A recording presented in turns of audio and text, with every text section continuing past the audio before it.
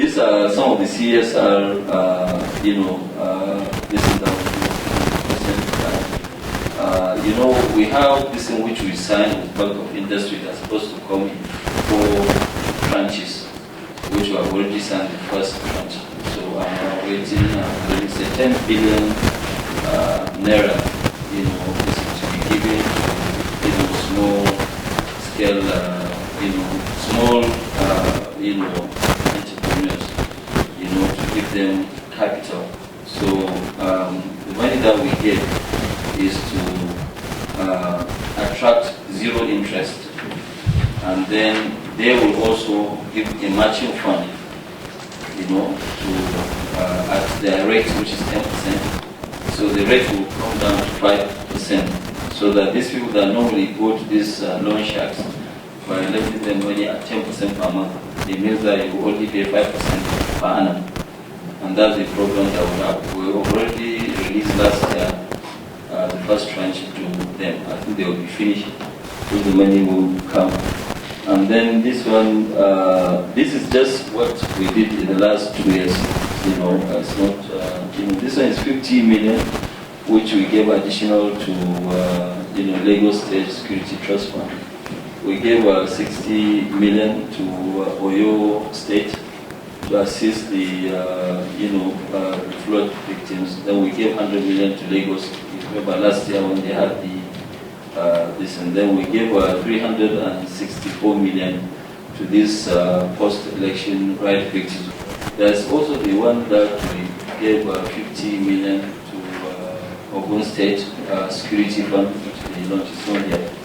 And then the 600 million, we started this, I think we started it in February or March. What we did a pilot scheme in Kano, where we went to 44 local governments. In every local government, we picked up 1,000 women. And the government, trained them, some of them, just small business, and they were given 10,000 each. The grant is free. Then we have 500 million, which we gave for Bayero University College to also build a business school, even though the estimate now is maybe much more than that. But we'll sort it out, And then we gave this Kazina, Islamic University 200 million. And then we built the squash court in University of Nigeria in Suka for 1.75 million naira. So these are the areas that thank you very much.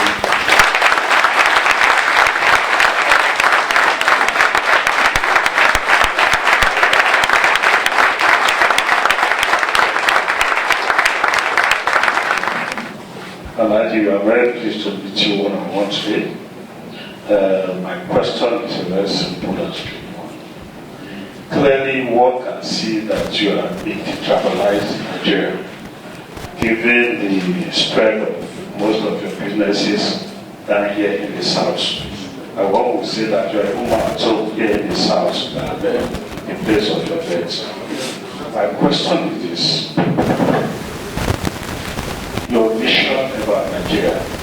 There is so many apprehension about the continuing existence of this country as a corporate entity. How do you see this country? You will still have hope that will continue to exist as one in this country. That is one question. My second question. Okay, sorry. Okay, that was an issue.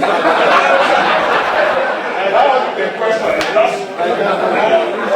Still, petrochemical and power is the bedrock of modern industrialization. Given your closeness to government, I believe these are issues at the various economic council meeting and rest of them. You must have been telling government, these are the areas we must focus. These are the areas we must come up with the enabling legislation and law that will enable private individual to go into this area. And knowing fully well that you are a man with a miner's touch, what has kept us from taking the bullish drive into this area of steel, petrochemical and power, so that at the end of the day, Nigeria will become a truly industrialized country? Thank you. Starting from that 1978 upwards, we were expanding, we were acquiring. But I would like you to give us an insight as to your human capacity or human resources strategy. Is it when you expand and acquire, you acquire the foreign personnel along with it? Because sometimes there's an axiom in Nigeria that once you have a business like this, you must have an expatriate there for you to make it work. And I had the opportunity of going to one of your factories in Ikeja, and that is full of Indians, right? And I was wondering whether I was in Nigeria or was somewhere else. Right? So that got me worried that yes, the business is expanding, but are you taking us Nigerians, are you putting us as part of that expansion rather than using a lot for the expansion? Please give us an insight on that. Thank you. Majority of countries, or if they are going to hire people to run particular offices, those people must have actually prepared themselves for that running of that particular office. You know, let me give you an example. I went to, in December, end of the year, I went to, Florida for the first time in about 14 years to take just about 4 or 5 days of vacation.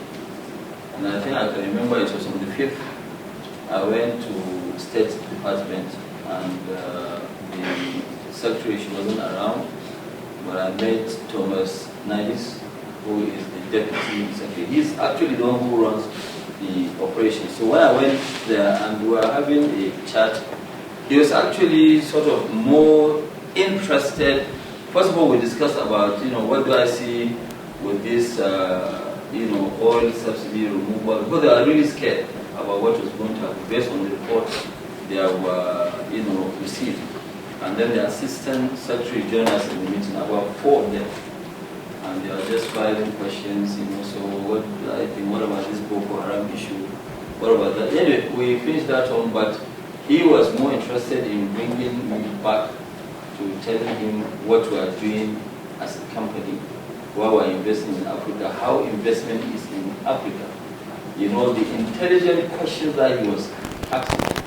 Because I didn't read anything about him, unfortunately, because there was no time. When I landed and they said that no, they got appointment, that he said he particularly asked this Carlyle Robinstein, the Carlyle, I don't know whether you know Carlyle. Carlyle is the best, the biggest investment firm in the world. Carlyle Group, yes. So David was able to speak to me, so I didn't really read anything about it. So when I went in there, now he was asking me all these questions. But this one is supposed to be a diplomat. Why was he asking all these extremely intelligent questions? So it was when we left his office. The guy that took me there said, "Oh, you have never heard of him?" I said, "No." He said, "No, he came from Morgan Stanley." Actually, he was the chief operating officer of Morgan Stanley. But his salary in Morgan Stanley would be something like about $30–40 million. What's he doing here as a civil servant? The guy said that, here in America, it is a great pleasure. In fact, people take themselves, they can earn even zero or contribute to be able to serve. So the problem that we have, majority of our own not only lack of commitment, it's also to do with confidence. When you look at a country like ours in Nigeria, what I keep saying, Nigeria is the easiest and simplest country. You know why? Because and any one of you who is traveling from here, whether you're going to Calabar or you're going to this breathing bad air. Just look down. There's no area that you see with a brown something. It's all green. There's no area that has the kind of fertility that we have. It's a very, very fertile land. So on agriculture alone, we can actually turn around. I see we are joking with these things. These things will catch up with us because the population of Nigeria by 2030 will be that same population of US. So it will be difficult for us to even feed ourselves. I mean, can you imagine today 300 million people, the water that they will drink every day, or they will use? It's a lot. But we know, so one of the areas that we have is lack of vision and planning. It's one of the areas, but we should look at what other countries have done. We can look at what Singapore has done, where they created something out of nothing.